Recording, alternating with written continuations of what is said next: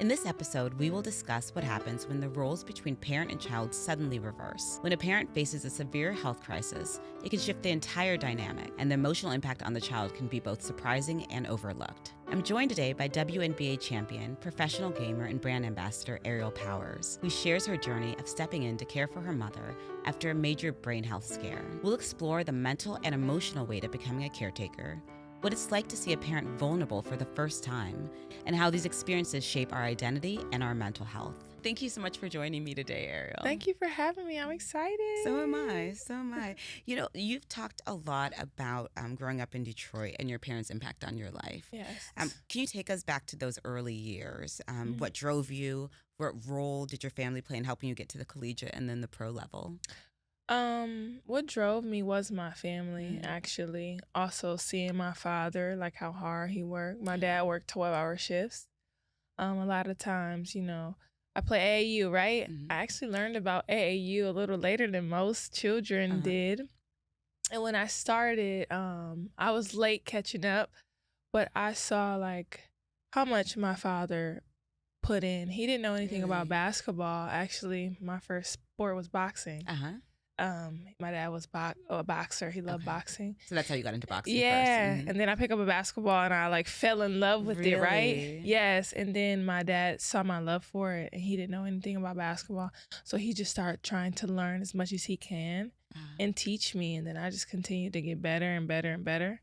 But back to AAU, the reason I mention AAU is because AAU, if you know anything about it, you play all weekend. Like it's from Friday, Saturday, Sunday, all weekend. But if my dad, has work, those 12-hour shifts and trying to support me and be there for me it can be taxing and hard. So I would see him like sleep between games. Really? Because he just wanted to show up for you. Yes, I'm seeing him sleep between games, get a little bit of rest when we got home and then go back to work. So my family is what drives me. And they're also a part of the reason why I made it to where I am collegiately and being a professional athlete. Like MSU, I went to MSU under Susie Merchant. Shout out to coach.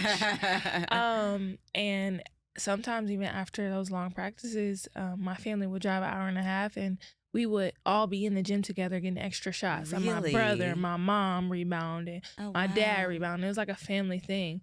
So when you ask me like what drove me, it was my family, literally. Like I feel like when I accomplished being in the WNBA, we all felt like it was well, you all earned it. Yeah, really, honestly. Yeah, I mean, and it's support beyond like, okay, you got this, like you're doing a great job, but them really sacrificing their time and energy because of your love of the game. Yeah. It's so beautiful. Yeah, I'm blessed to have my family. Yeah. I'm blessed to have my family, really. Yeah. So when you think about Ariel back then, what do you know now? Like seeing what has been what you've accomplished that you wish you would have known back then. Oh, like what would I tell myself? Yeah, exactly. Oh, I think through the journey of getting to where I am now, I learned a lot about who I am, right? Whether it's different situations that may be uncomfortable or even speaking to you right now, like I think when I was younger, like the college coaches would tell you, I would not answer the calls. Really? I was so shy. Yeah. Oh my gosh, I was so shy. I'm curious about that. So shy when you're, like in these kind of situations, but when you're on the court, do you feel like you turned into a different person? Definitely. Okay. I'm definitely like, how Beyonce has like Sasha her Fierce.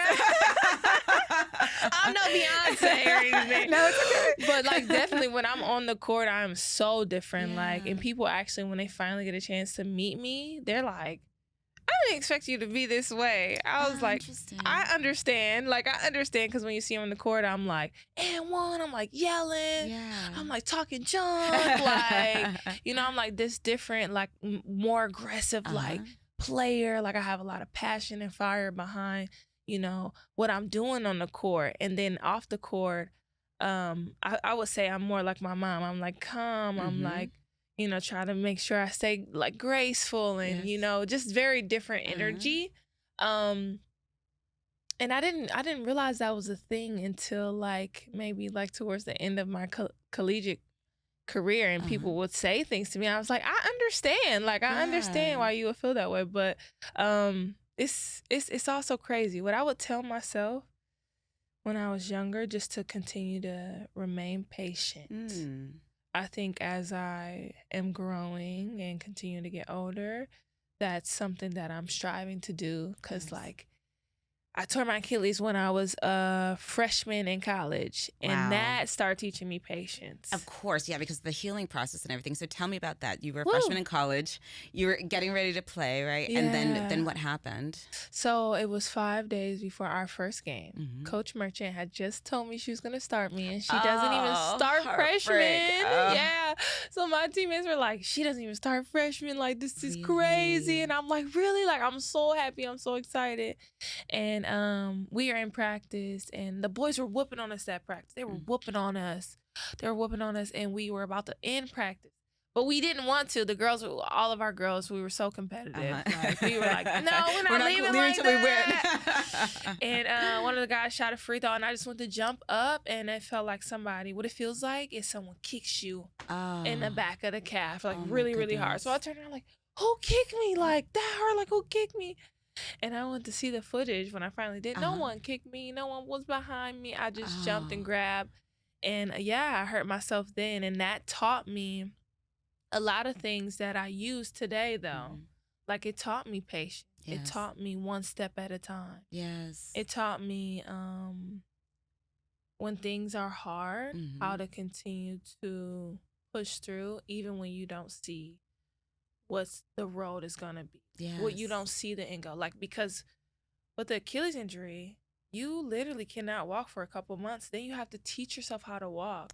So my end goal is still WNBA. It's still being able to play in college. Yes. Like, you can't even see those things. Because you have to think about today and, like, the healing of today. So I had to take one step literally at a time and just say, I'm going to do it.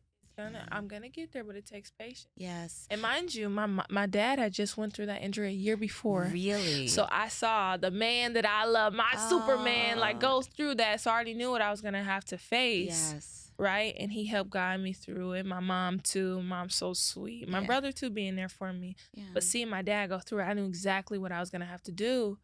And watching my Superman go through it, I'm like, I can do this. That was the first thing.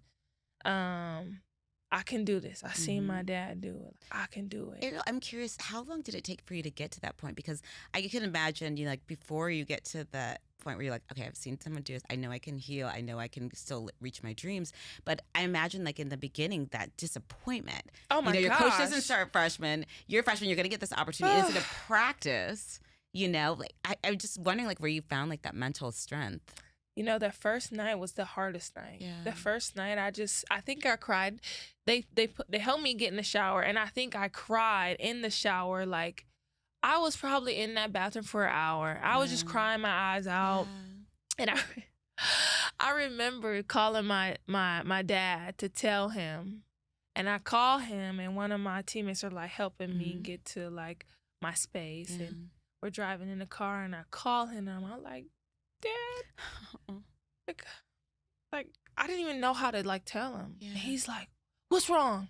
Well, can I ask you, was that because you were worried about, or you were concerned about, like, him being disappointment? Like, what was it that made it difficult for you to tell him? Or that you how do I say this? Like, I'm so hurt. Like, my heart is broke. Yes. He's like, well, boy, I need to come over and beat up. You're like, if only it was that simple, Dad. Like, I wish. And I told him, and he was actually at work. He took off work, grabbed my mom and my brother, and they drove up there to MSU. So the mental fortitude part, it's like, the time is going to pass anyway. So how are you going to spend it? Yeah. Are you going to spend it sad? Are you going to spend it soaking? The time is going to pass. Time is no waste for no one. So what are you going to do? Yeah. Are you going to pick yourself up? Are you going to dust yourself off and get back to it? Because you know your goals. Your goal was always to be in a WNBA. Yes. Now, and one of my dad was a sergeant in the military, and one of his sayings is, we don't go around walls, we go through. Ah, I love that. And so that I took that mindset into my approach. That doesn't mean I didn't have days that was sad or days that I was, felt heavy. It was more so, okay, you take that, you take your feelings, you feel those feelings, but you don't let them stop you. Yeah.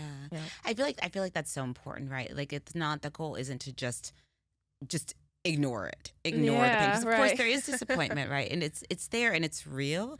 And you can validate and then be like, okay, well, now what? Yeah. You know, because to your point, the time is going to pass. And allow yourself the feelings, the heavy feelings, right? Because those are there, and like when we ignore the feelings, they come up in some other ways, right? They're going to come up, you know? So I think that the way that you kind of got through that difficult time is so powerful, because you let yourself be human in the moment, but then also keep your eyes on, like, what are my goals for my life and how do I still achieve those even with the setback? Yeah. I that first night was the worst, right? Just accepting it all was like, right. You have to accept something before you can get through it, right? And accepting it was the hardest part. And then I told myself, after hours probably of crying and sadness, like, okay, you got to pick yourself up. This is where you stop sulking. You get ready for your surgery, and you take the steps. Yes. You know, you take the steps to recovery. Yeah. Yeah. So yeah. Crazy. Yeah, I mean, it's amazing. You know, and of course, it's like, looking back on that now, I'm sure you can see other times that you've had setbacks and what you learned from that experience, right? And you have that to then build on, you know, as you go through more things. So, you know, I want to share something with please. you, actually, that I've never told, and I feel like you're so calm-spirited.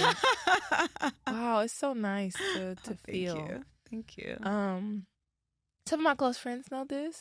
But because we're on this topic of me hurting my Achilles, I'm going to share something with you that most people do not know. Okay. If you change your mind later, we can always edit it out. Okay. No. I think it's important because it happened. Yeah. I'm very clumsy off the court. Let's just start there, okay? Very clumsy off the court. And I remember sitting there, Coach Merchant was coaching, and you know, I had my knee scooter, I had my boot, right? I'm relaxing, and I took my boot off, and I was lazy. I didn't put it back on. And I said, you know, I want a snack. Oh, no, Erin. And it was 2 weeks after my Achilles injury, and I went into the locker room, and I went to go grab my snack, and I slipped and fell. No. And, of course, I put my foot down to brace myself. Of course, just out of habit. Of course. Oh, no. And I tore it again. That is heartbreaking. Actually, like, no one knows that. Well, how did you get away with people not knowing about that? Because it was so close to the time that it was 2 weeks after, so it really didn't do much damage. Yeah. But who wants to go and sit back and go through all of that? Oh my gosh.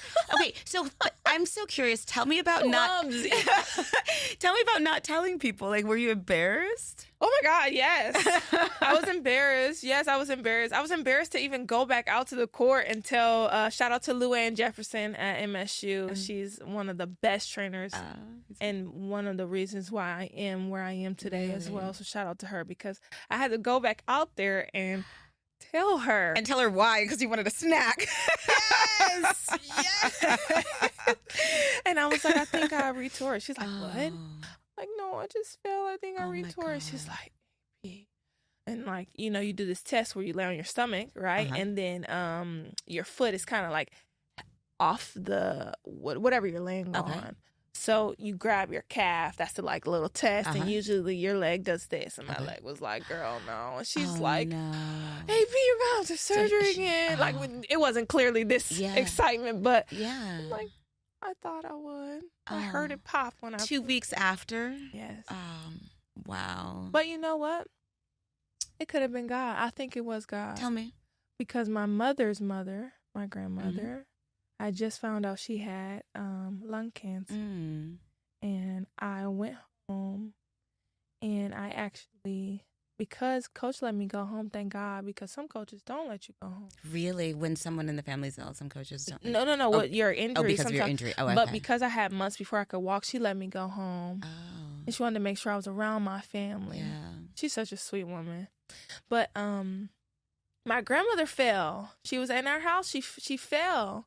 And we end up taking her to the hospital. Oh my God, I've never told this story either. Wow. It's your spirit. I'll take it. Tell me. I was on the couch and I had my leg propped up, and she fell, and I was like yelling because I couldn't get up to get help her, up to really put my foot down to help her. And long story short, we took her to the hospital. We found out she had lung cancer, and in that time, that coach allowed me to go home. I was able to spend time with my grandmother in the hospital and stuff. Oh my goodness! Right? That's amazing. God works in mysterious ways. You never know why things are happening in the moment. Mysterious ways. Wow, really. That's amazing. Mm-hmm. So I want to ask you. When you found out that your own mother was ill, I'm sure that shifted everything for you. Again, Yeah. Can you take us back to that time? What was going through your mind? Yeah. What was going through my mind when I found her, or when I was taking her? Yeah. When you found out about your mom. That situation was, it's still hard. Like me talking about my grandma is hard, but me talking about my mother is like. I just remember, and that's why I said God always has a plan, because that year was hard for me in the WNBA. It was my last year with Minnesota. Okay. And what year was this? Great. 2 years ago. Okay. Not even. I would say 2 seasons ago, but it would be a little bit over a year. Okay. Because it was a little bit over a year based on the timing of her. And because of how that season went, I actually didn't end up going overseas right away like I would normally go overseas right away. So that allowed me to spend some time at home. And I thank God every day. I thought that year was hard for me. That year was hard for me. Tell me about that year. It was just difficult. Oh, that's all I'm going to say. I thought that year was hard for me. But then when I realized maybe God was placing me in a situation not only to grow from it, but also be able to see my mom and save her in a sense. And I don't like saying save because I think God placed me there and I was blessed enough to be in that situation. Because I happen to actually be done practicing at the court, and I come home and I see my mom, and you check on your mom when you get in the house, right? That's what you're supposed to do. That's what I was taught. So I go upstairs and I check on my mom. At this point, my dad had already left for work. Okay. And I check on my mom, and she never lays on her stomach. Never. She's not like I fall asleep. And I came to Mom, you okay? The lights is off. And she was like, And I'm like, okay, maybe she's just sleepy. Let me shut the door and let her sleep. And I went upstairs to make some food. And I don't know is this okay, me telling the story? You okay with me telling the story? It's absolutely up to you. Okay, yeah, no. I went downstairs to make some food. And something didn't sit right with my spirit and my soul. So I went back up there and I checked on her, and she wasn't in a good state. She wasn't in a good state. And the reason why I'm not going to give that many details, because you know what? I didn't get the permission from my mom. Yeah, that's fair. That's so nothing. Yeah. So what I will say is she wasn't in a good state. And I took her to the hospital right away. But if there ever is a time I get to ask my mom if she was okay with the details, we can have another conversation. Okay. Yes. But totally thank you. So I took her to the hospital, and they found out she had a brain tumor. They found out she had a brain tumor. And that right there just... But oh my up goodness! Until that point, no idea. That's what they asked. What were the symptoms? I said she didn't have it. And when I asked my mom, I was like, did you feel like you had symptoms and maybe didn't tell us? Yeah, because sometimes parents do that, right? Of course. And the only symptom she thought about was she just felt like one leg was a little more, almost like she felt like she was dragging like a little sluggish. But she also had like an injury not too long. So we weren't sure. Of like, course. So you it wouldn't wasn't necessarily really connect those two things, it right? wasn't really like something was very definite where you're like, what's going on, Mom? You know? And we found out she had a brain tumor. When they showed us the photo, it was like, left brain, right brain. Yes. It was almost half the size of one of her side of her brains. Goodness. It was huge. And they kept asking us how we didn't know. And we're like, she had like no symptoms. Yeah. Like, we don't know how we would miss something like that. how would we miss something like that? That's right. Yeah. Mm-hmm. When you were going through all this, Ariel, what did your role become like in the family, you know, as you found out this about your mom, right? Because you thought you were going home a little while to visit and hang out and, you know, keep company with the family. And then I imagine this kind of turned everything upside down. Yeah, it definitely changes your role, right? Because dad's still, you know, working. And now it's like, I remember the first few days, you know, and if you've been through this, it's exhausting in the hospital, making sure you're doing everything right. You're trying to do the best you can, right? It can be exhausting and heavy, but you're still trying to make sure that the person that's in the hospital feels like they're getting taken care of and getting the best care. So the shift was very different because you go from your mom, like, doing everything for you, making sure that you're okay, to now, like, helping her change her clothes. You know, making sure, you know, you can give her a bath and, you know, making sure everything's clean. She's eating right, eating healthy. Like, it's very different. And the only thing I would say I maybe had practice with is when I was a young girl, my great-grandmother had a stroke. So I grew up with knowing what a stroke was. And my great-grandmother had one side that didn't work, so she would use her cane and stuff. And I loved that woman. And I would give my grandmother baths. So when it came to this situation with my mother, I kind of knew how to handle it. I see. Because of what I would do with my great-grandmother.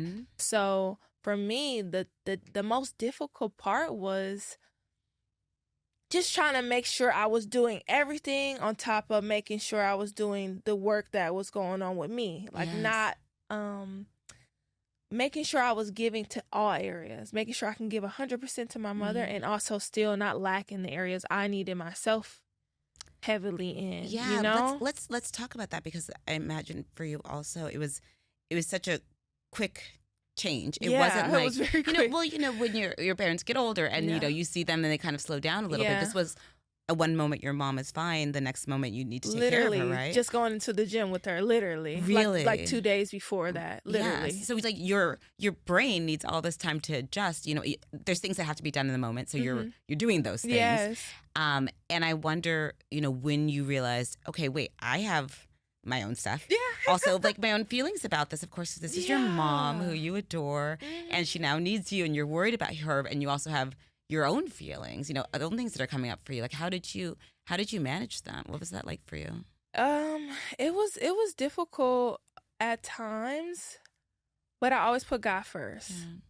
And what made it less difficult was knowing that I was blessed enough to be in that moment, because I could have been anywhere in the world, and most of the time, WNBA overseas, You would not have been home, And that's why I said God is so good, because I was there. So for me, it was more so about, how do I make sure that I'm treating this second chance with my mom the best way that I can? Because that's what I looked at. I have a second chance. I'm so blessed to have her.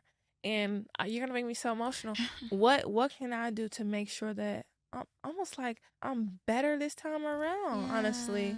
So for me, it was everything I could do for my mother, making sure she was right, and then making sure I stayed in the gym, you know. And you got to think, when someone first gets out the hospital, you know, you have to be there, you have to do everything. And it took a while, but I would make sure any little times I could, and maybe my dad would be there, I would go to the gym, no matter like how exhausted I was, just making sure I stay ready. So I think that's so important, because I think that a lot of times people lose themselves, you know, and they get burnt out, and you know, because they're not taking care of themselves. And as you said, it's not that you had the time or energy necessarily to do it, but you did have that kind of discipline and that will, you know, that was like, I need to do this for myself, because it gets a lot harder to keep going at 100% for someone else when you're not pouring into yourself at all. It can be hard. It can be hard, but I would just say I made sure I stayed closer to God, close and closer to God, and prayed, and just continue to do the best I can, because that's all you can do, right? Do the best I can. And it took some time, and I was telling my mom, like, you know, because she never been in that situation. And I compared it to my Achilles injury. So funny, we talked about it early. I compared it to my Achilles injury because we had one moment, right, where I'm gonna cry right now. I was putting on her shoes, and it was hard for her, and then seeing that from her was hard for me to see because I'm putting on her shoes and I'm getting down. I'm like really excited to take care of my mother because she's my mother, and I just look up and I'm like, "Oh, what's wrong?" And she just cried and said, "I didn't think I would ever get here. Oh, Mom. I don't think I will ever get here, especially around this age." Yes. And I'm like, "Mom, it's okay. Yeah. I love taking care of you." I remember sitting on the bed and I said, "Let me talk to you." I said, because do you remember when I hurt my Achilles? And she's like, "Yeah, I remember." I said, "Remember how difficult that was, like mentally, and how I had to pick myself up and you guys were there for me?" I said, "Do you remember having to slowly teach myself how to walk again, jog again?" I said, "It's not nothing different with you." I said, "You're just going through an injury." I said, "But remember, it took time. And during that time, I had to remember I'm going to get better. But what are the steps that I'm going to take to get better? So remember, we're going to start rehab. We're going to the doctors. We're doing all the right things, Mom. You're going to get through it. And with the help of me, I'm telling you." So now she called me Dr. AP. But it was so crazy because at one point your parents are helping you and now you're helping them. But anybody can go through that mental oh my God, I'm not going to be the same person. That's right. Oh my goodness, I'm here. Can I ever get there? Because there's so much uncertainty at that time. Yeah. But I do want to honor, Earl, I think that you gave your mom so many beautiful gifts there. First of all, being, thank you. First of all, being present and trusting your gut and your instinct, and helping her in that beginning phase. Yeah. But then again, I think, to your point, as people go through these kinds of things and they need someone to care for them, and they don't want to be in that role where there's someone needs to be cared for them. You also letting her know that this is your pleasure to do, and you're happy to do it because no one wants to be a burden, right? No one wants to feel bad. And I'm just I just feel like you gave your mom all these beautiful gifts so naturally, in the way that you cared for her. Thank you. It was definitely big, and I think also just growing. Like when I was younger, again, by my great grandma. Like you said, being a burden, some people feel that way. Yes. And we, I remember grabbing my grandma, we going out. I'm gonna get you out of this house. And I remember she was like, "You can't carry me," because she had some steps that she had to get down. And I was like, "Grandma, I'm in college. We've been lifting. I can lift you up and down, squats with you." "No, you can't. No, you can't." I picked her up. She's like screaming, "What you doing?" "Oh, no. I said, "You see this? Do you feel comfortable?" She's like, I said, "No, let me take you out. Let me take you down the steps." I took her down the steps. I took her in the car. We went over to her daughter's house, which is my grandma, and we all just watched a movie. And so when I thought about my mom, same situation. You mentioned you don't want to be a burden. You don't want to feel like you go from doing everything yourself to not doing anything. Yes. And remember, I know how that feels with my injuries. That's right. You have that lived experience. I did the same thing with her when she was able to relax and finally get out of the house. Our first little situation was, I could just tell, being in the house too long, it can do something to you. And I'm just like, "Mom, you can at least take a car ride. Let's get in the car." So she took her thing. She couldn't fully walk, but I helped her to the car. We got in the car. We took her iPad, and I said, "You know what? We just gonna go to Chipotle." So we went to Chipotle. "What you want?" "Okay, stay in the car." Got the heat going. It was cold at that time. And I went and got everything. And it was almost about to close. I got everything. And then I set up the iPad and we watched Reacher. So now that's our first. And we ate our food. And that was our first time out the house. And it was the best experience ever. That's amazing. That's so amazing. Yeah. As an athlete, you have that discipline, right? You push through pain. I'm sure, you do a lot of things when your body's like, no, we're tired. Hold on. But caregiving requires such a different kind of strength, right? And so we were talking about how present you were able to be, how did you build that muscle of being able to care for other people in that way? I think it comes from my mother and my father, actually. Just seeing how they were as not just parents, as friends, as people. Just as you grow and you watch your family or your parents in different situations. Both of my parents are very giving, like extremely giving. Too giving. Really, like I'll tell you a story. When I was a young girl, we were in a hair salon, I think, or something. I just got my hair done or whatever, and it was this young girl. She really liked my Pokemon necklace, and I was young, and I wanted my Pokemon. Yeah, you're trying to give it away to some girl. No, and that's when my dad was teaching me about sharing. And he made me give that young lady my my necklace, and I was so sad and so upset. But he was teaching me in that moment, and he knew them, and I don't know. I think they were less fortunate than us. And I gave her, and I still to this day, I was young, I remember, but also he taught me in that moment. I didn't realize until I was older what he was doing.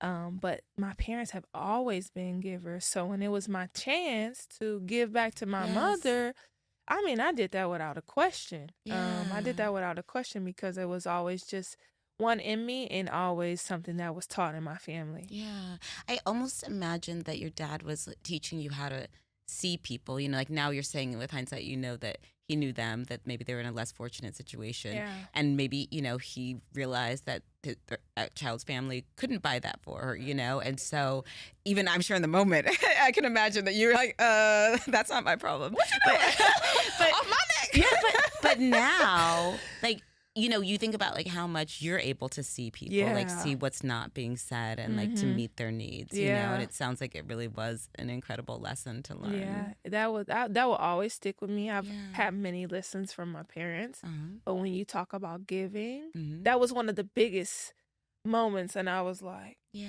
know, like I love that necklace. Wait, did you ever get it replaced? No. Oh, interesting, Dad. No, he never said, hey, you know, it was not about that. It was about giving and learning how to give from your heart and also being selfless. Yes. Giving away something that's so important to you. Yes. Right? And learning how to do those things. And now where I'm at in life, like material things, like I don't think about it. Yeah. I don't think about it. If I'm going to give from my heart every time. Yeah. Right. And it's the material things, but, you know, what you saw your parents give, like your dad sacrificing sleep to be at your games and your practice, your whole family coming out and supporting you. Like, you know, you saw like a different kind of caregiving, you know, because you had a different need in that moment. Like you needed your family support, you know? Yeah. It's just an amazing lesson to get from family and to you know, and then to be able to like carry through, you know, for yourself. You mentioned earlier about having to like wanting to do all the right things for your mom, like just going back to that for a little bit. What was that like? You became kind of like an advocate for her, right? Yeah, for sure. What do you mean? Well, I'm wondering, because in addition to you caring for her yourself, right, you're taking on another role of like, if you're saying, okay, I need to make sure my mom gets this kind of care or that the right kind of treatment and that kind of thing, having to speak up, you know, on behalf of your mom. Again, you're the daughter. That's true. You know? So like, that's true. Yeah, that's another role that you're taking on. That is so true, because when we first went to the first hospital, won't say any names. Okay. But I can tell she was uncomfortable. Extremely What were you uncomfortable. noticing? I was noticing the care of the doctors. The care of the doctors and how they weren't as what's the right word? I don't want to say patient, but I just feel like it's a level when people are in the hospital that you should give them, no matter who they are. Well, and when you're in that state and you're like being rushed along or not listened to, or like, you know, your pain or whatever you're experiencing not being validated, and that's awful. And the day that the surgeon was gonna come in, oh no, we didn't like that situation. My mother really had to use the bathroom, and in the state that she was in, someone has to help her go to the restroom.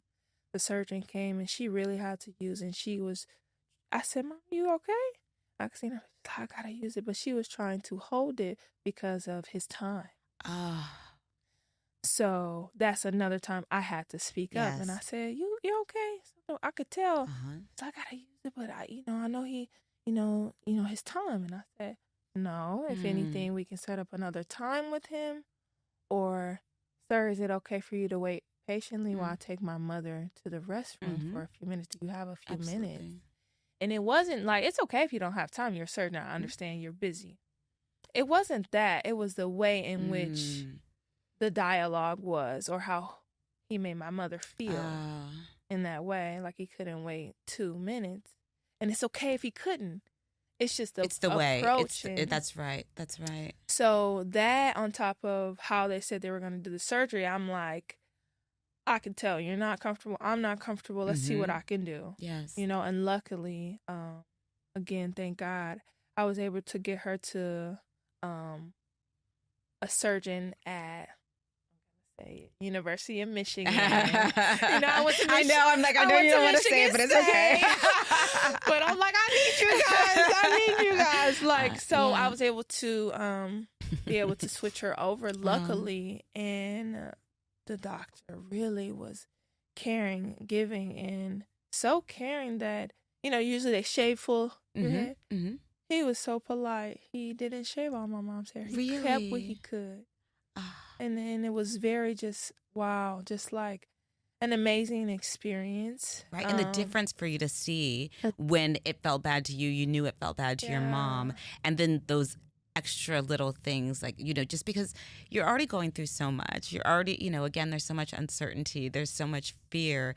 And then to have that on top of it, someone making you feel bad about feeling bad is not, it's not helpful. So I just, it made me think, what can I do for others in this situation that go through this? Yes. Because everybody's not as fortunate. That's right. To have someone to advocate for them. Yeah. So we were blessed enough that doctor came in, and you can just tell, like, the difference in the way he spoke, the way he spoke about the surgery, care for my mom or his patient. Yes. Like, it was tremendous different. But like you said, in that position now, you have to advocate for my mother in a sense. So yeah, it was crazy, but we really got through it.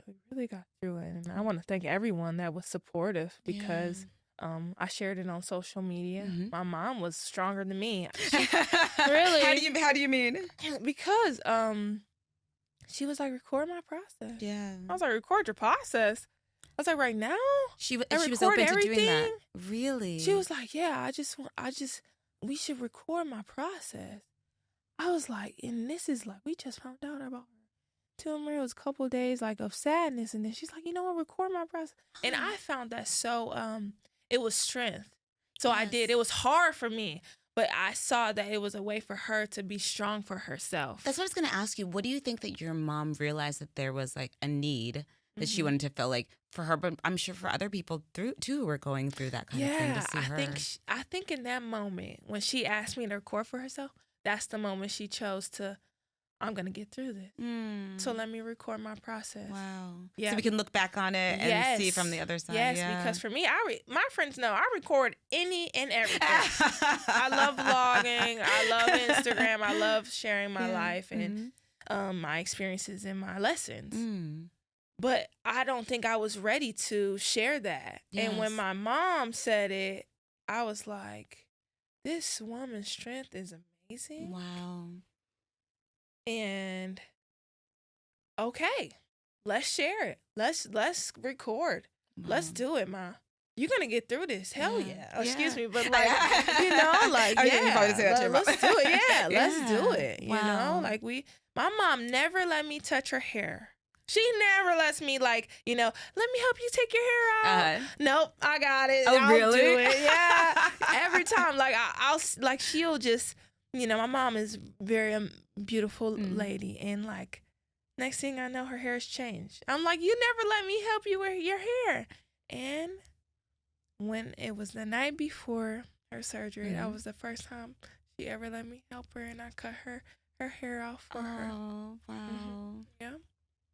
I mean, it's in all the ways, you really stepped up so much for your family, and I'm sure for them, like they're seeing you in a different light, like Yeah. probably like less like, like their baby girl and like an adult, who's doing all the Oh, things, right, for everyone else. Yeah. Yeah, that's so true too. Cause as a young lady growing up, you are still like their daughter. You're always gonna be Always. their daughter. It doesn't matter how old you are. No, so it definitely was a different experience for me too. Yes. Yeah, for sure. Well, and Errol, like in the midst of all this, while you're advocating for your mom, your caregiving, you still had all of your other stuff. Like your life didn't stop, right? You had, your brand work, your parents is like your recovery and everything. So how did you manage, like probably like bringing in those different kinds of ways in which you had to be on, for like on the court and like in your appearances and everything, and then being, there for your family as well? I think the biggest part is learning how to find a balance and then maintain the balance. Yes. Right? So true, yes. In a way that doesn't pull away from anything, right? And that's very hard. Like, you don't want to pull away from taking care of your mother. You also don't want to pull away from the things that got you all here. Yes. Like, keep the main thing the main thing. The main thing is basketball, so you have to make sure you're in shape. Yes. You're doing the right things to continue to be in shape. So it was just really about finding that balance. Yeah. And when you find that balance, whatever that looks like for you, knowing that when you find the balance, that it's not overwhelming or taking from one area more than another. Yeah. And then once you can do that, it's just the discipline of continuing to go through that schedule, whatever that schedule you have made for yourself. And for you to do that, to keep those two things at the forefront, were there things that you had to then sacrifice or let go of in order to make sure that you weren't abandoning those things? I think I just reshaped my whole focus. Tell me about that. I can't tell you what I let go because it was just like, this is the situation at hand. How do I attack this in the best way possible? Yeah. So I can't even, and I could have let things go, but it wasn't I feel bad for doing this. It's just like, this is where I'm at in life, so this is what comes first. Absolutely. Yeah. Well, and I think, it sounds like you were being true to yourself in that moment. Like, you knew what the priorities were, and these were the things that had to be maintained, and anything else, it comes back in. But, for now, that's the need. Wow. Yeah. So overall, how have these experiences kind of changed the way that you think about when life throws you these curveballs, right? Because I don't want to say setbacks because, but curveballs, unexpected things happening. You've got to shift your worldview, shift, your roles sometimes. What are like the lessons that you've learned? That's a great question. And I feel like I've learned so many. I don't know where to start, actually, really. This whole year, and the last 2 years has been it's a transformation. I feel like I'm a new person, honestly. And when you talk about curveballs, almost to my point of like, time's gonna pass, what I said earlier about the Achilles, and how do you just go about those things? Yes. Having a positive mindset can be hard. Yeah. But it's the most important thing. Yeah. Having a clear mind, a clear heart, and not thinking, why is this happening to me? Right. Because we can get stuck there, just thinking like, why me, right? Yeah. It's more so, what is this teaching me? What can I learn from this? How is this maybe going to play into my future? Yeah. Life is chess, not checkers. And you have to be patient. You play chess, you have to be patient. Yes. And that's why, to my point of my Achilles, when I was a young girl, it taught me patience. And I've been learning it ever since. Yes. And for the things that come at you, it's always about what can you learn from it. Because, for example, I can take that last year in Minnesota and be like, why did this happen to me? Yeah. Or what did I learn from it? I know it brought me closer to God. I know it taught me patience. And I know that it gave me the ability to be there in a time of need for my mother. Yes. If I thought the other way, oh man, I could have went overseas and made another dollar and lost my mom. Yes. No, I wouldn't trade her for the world. Yeah. So I was blessed enough to because of the curveballs that was thrown at me prior, to be able to be there for my mother. Yes. And what did I learn from those things, right? Like I said, being closer to God, being mentally, physically strong. Yes. Stronger was my only things. Like, how do I get better? How does Aerial Powers elevate from these situations so I continue to level up? Yeah. Well, and I think what's really like resonating for me from talking to you is, your ability to like keep your eyes on like, what are my plans, what are my goals like for the future, but to be so present in the moment. And like when you're present, you can see what is also needed by the people around me. Like what's my gut telling me? I think that's so important. I think also because I'm an athlete, I've gotten better and better at being present. And I used to say, be where your feet are. Be where your feet are. Wherever your feet are. I'm in this room with you right now. This is where my mind is. This is where my soul is. My spirit's here with you, right? And it's so important, and it's so easy to be somewhere and be thinking of something else. Yes. And it's not easy. It comes with practice. It does take practice, yes. Yeah, I think because of like being an athlete, like you might have missed a layup or something on the other end and you're down 2. You needed that layup. But now it's next play mentality. Yes. How do I still be better defensively, get this back for my team, make something happen? Yeah. And in order to do that, you have to be where your feet are. You can't be stuck in the last play. Yes. You can't be stuck in the missed layup. So I take those lessons and I use them out of the court, outside of the court. Yes. How do I be present in this moment? Okay, how do I help my mom? What are the things I need to do? How do I help her eat better? How do I make sure that she's doing the right things when it finally comes to rehab or anything else I'm doing in life? And really, I mean, even, how to say the things that, she needs for like comfort, because the way that you were talking about taking care of your mom, it wasn't just that you went through the motions and you did the stuff. You were like, I see that she's feeling like a way about this, and I want to address that need and let her know that she doesn't need to, that I'm happy to be here. You know what I mean? I really want to give you credit because I think it's beyond. It's beyond just doing the right thing. Thank you. It's like, it's part of who you are. Thank you. And I just think it's really beautiful. I really appreciate that. I really appreciate it. I feel that 100% because anybody, even me, in times you can get distracted. Of course. And you have to recenter yourself.